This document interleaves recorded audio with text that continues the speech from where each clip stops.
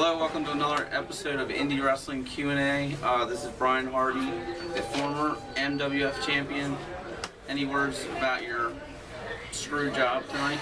Yeah, man, it was terrible, you know. The fans knew that Mike Height and Andy Weinberg screwed me. I knew that Mike Height and Andy Weinberg were going to screw me. I told the people, and unfortunately they did. And, me as well. Me and him, what I wanted. I'm going to get my title back, and I'm going to get 5 minutes in the ring along with Andy Weinberg in the last man standing match. Alright, so we're going to start the interview. How long have you been in the wrestling business? Since my first pro match was actually in April of 2009 in North Tonawanda, New York, with my dad, which was actually pretty cool. He was my tag team for the first match. Who were you trained by? Trained by actually my dad, Barry Hardy, who was one half of the Executioners in WWF. Some people know that, some people don't. He also did jobs with Dwayne Gilbert Gill, and I was also trained by ECW superstar Axel Rotten, and had a little bit of training from Gilbert's Pro Wrestling Academy in Severn. A little shout out to them. And it's just been a really good experience over the course of the last couple of years, and you never stop learning. So I'm still learning from people. It doesn't matter, you know. Like people say, like, who are you trained by? And you know, the thing is, you never stop learning in this business, no matter what you do. So that's pretty much it. What has been the most physical match you have competed in? It's tough. I wrestled Nature Boy Buddy Landell. I was 19 years old, and he just beat the crap out of me, chopping me like crazy, and it made me have a very, I guess, high tolerance and respect for veterans in this business, you know, because he really beat me into shape. I was a cocky 19-year-old kid who thought I knew it all and didn't know nothing.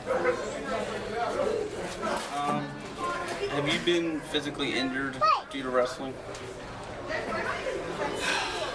Not that I can think of. I mean, you know, there's always the bumps and bruises and cuts and stuff like that, but I think the worst match I've ever had injury-wise, which really wasn't anything big, but it was just, I'd say something minor, was probably a ladder match that I'd had at ACW. Hey, buddy, kiss him.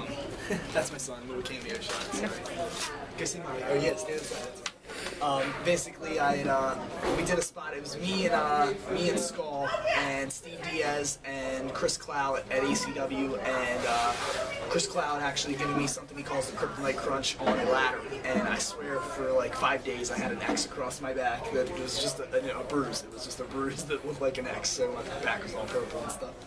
Who has been some of your favorite talents that you have worked with?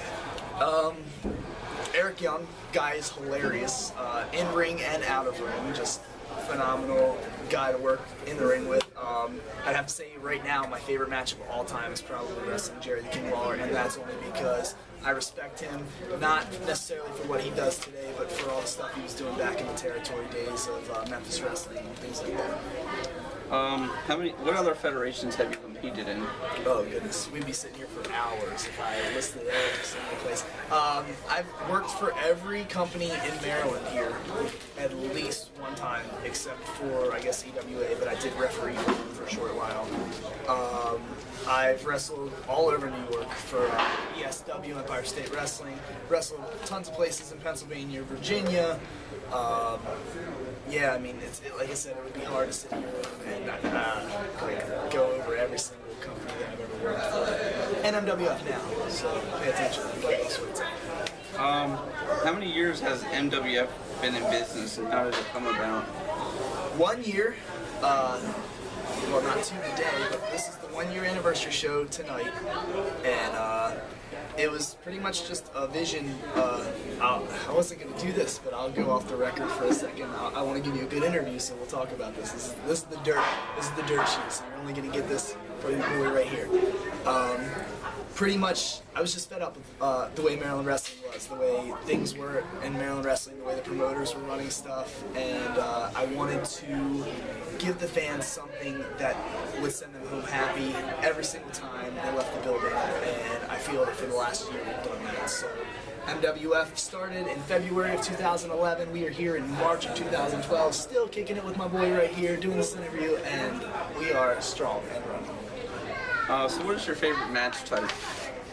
I don't know.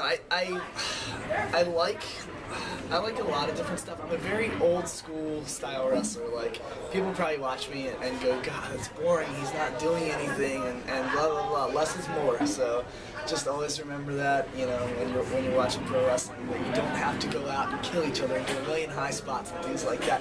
I did like my ladder match that I've had at ACW before. That's the only ladder match I've ever been in, and it was very competitive. You get a chance to check that out on YouTube.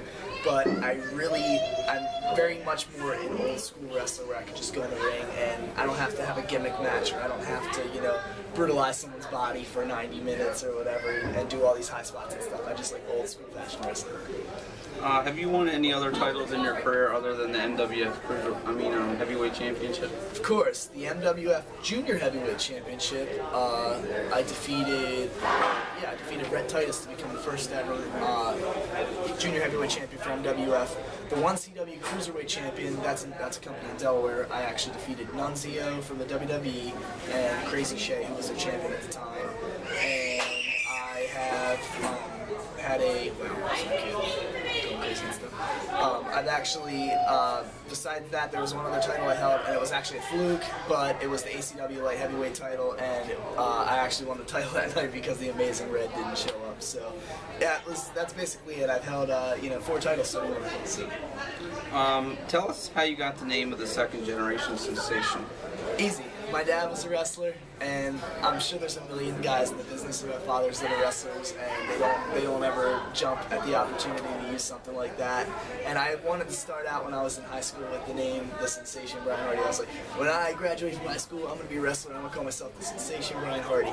And it ended up working out where one day I was just like, well, I'm a second generation wrestler, and you know, some people know who my dad is, some people don't know who my dad is, but I'm going to play off of that. So now I'm the second generation sensation.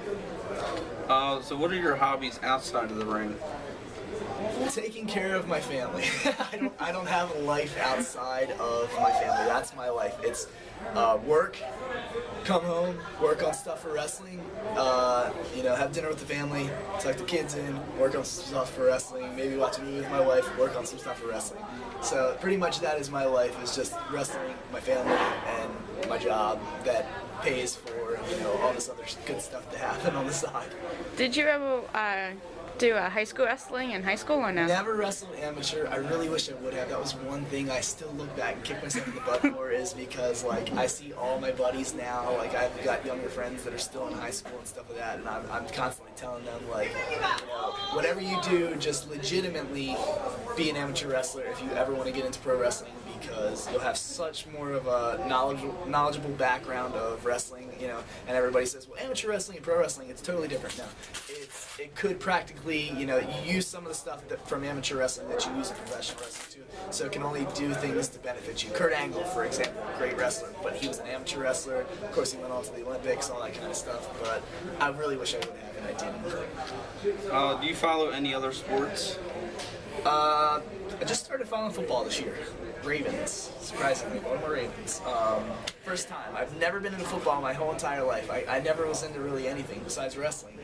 If you asked me what was the main event match from whatever, WrestleMania, whatever, you just name one. You can quiz me or whatever, and I could probably tell you, but I couldn't tell you who's won what Super Bowl or what World Series or anything like that, because I never really followed any sports besides wrestling. So who were your influences growing up? That's a hard one. Woo! Nature Boy, Ric Flair, for sure. Hulk Hogan. I was a big fan of ECW back in like the late 90s. That's actually where I based the first show I ever ran around, was an ECW theme style show where I brought in Shane Douglas and Just Incredible and Terry Funk and Raven, and the list name goes on and on and on and on of the people that competed on the very first MWF show. But it was just because I was just such a young fan, captivated by Paul Heyman's product on TNN and everything at the time, and now I still watch that stuff even till this day. I recorded on VHS tape, converted it over to my DVD player, and I'm still a big mark for that all the time, so I love it.